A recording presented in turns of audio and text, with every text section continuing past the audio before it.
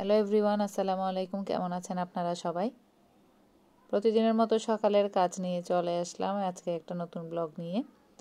সকালে উঠে আজকে মেশিনে কাপড়গুলো দিয়ে দিচ্ছি। কিছু কাপড় জমে আছে সবার, তো বেশি ময়লাগুলো আবার মেশিনে পরিষ্কার হয় না। তো এখানে আমি আমার বোরকাটা মেশিনে দিব না, বোরকা মেশিনে দিলে বোরকার কাজগুলো নষ্ট হয়ে যাবে। তাই ওগুলোকে আমি একটু হাতে কচলিয়ে ধুয়ে দিয়ে দিব, শুকাতে দিব আর কি। আর বাকি বাচ্চাদের কাপড় সহ আমার অন্যান্য সমস্ত কাপড় মেশিনে দিয়ে দিলাম। ওগুলো মেশিনে দিয়ে চলে আসলাম কিচেনে। আগের রাতে ধোয়া সমস্ত জিনিসগুলো তুলে রাখছি আর কি রান্না করব দেখছি। এরপর এখানে আগের রাতের একটা মাছ আর একটু সবজি ছিল, ওগুলোকে একটু গরম করে নিব। আর এখানে দেখা যাক কি করা যায়। কালকে একটা লাউ এনেছিলাম, লাউটাকে এখন কেটে নিব। আর যা কিছু ধোয়াপালা আছে অল্প স্বল্প এগুলো একটু করে ধুয়ে নিব। এখন সকালে হলো আর কি। এগুলো আসলে রান্নাঘরের সমস্ত কাজ রাতেই আসলে করে রাখা হয়, ধোয়াপালা বা পরিষ্কার করে রাখলেও প্রতি মুহূর্তে কিছু না কিছু হতে থাকে সকালে ওঠার সাথে সাথেই। তো এখানে ভাতটা দিয়ে দিলাম। সকাল সকাল ভাত বসিয়ে দিচ্ছি, কারণ বাচ্চাদের পরীক্ষা আছে, সবাই খেয়ে চলে যাবে।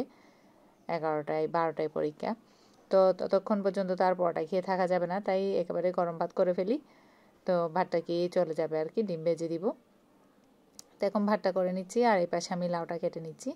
ডিম দিয়ে লাউ ভাজি করে নিব। এই লাউ ভাজিটা খুবই পছন্দ করে আমার বাচ্চারা, তো তাদের জন্য ডিম দিয়ে লাউ ভাজিটা করে নিলাম। এখানে একটা ডিম ভাজি, 2টা ডিম ভাজি করে নিচ্ছি আর টমেটোর চাটনি। খুবই মজা লাগে, খুবই পছন্দের সবার।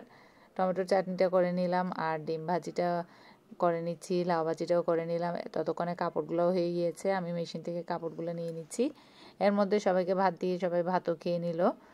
আর এই তো মেশিন থেকে কাপড়গুলো নিয়ে আমি বারান্দায় শুকাতে দিব। এখানে আগের রাতের কিছু কাপড় আছে, আগের দিনের, ওগুলোকে এক পাশে সরিয়ে রেখে আমি কাপড়গুলো শুকাতে দিচ্ছি।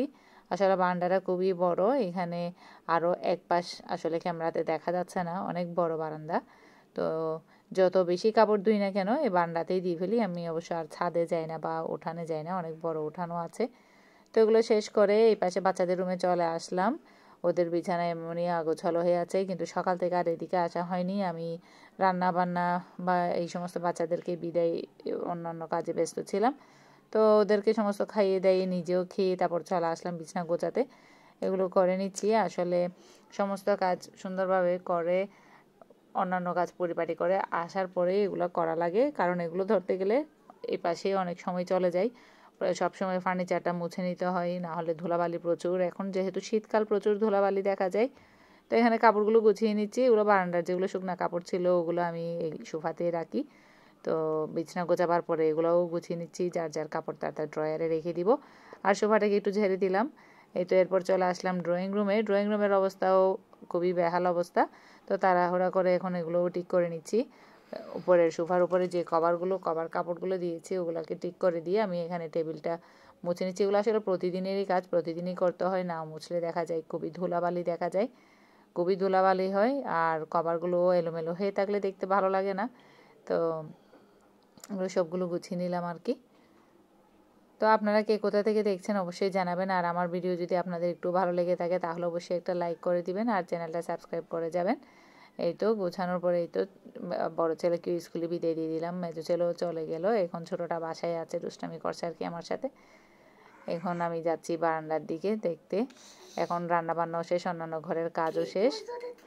তো আজকের জন্য এ পর্যন্তই। আল্লাহ হাফেজ।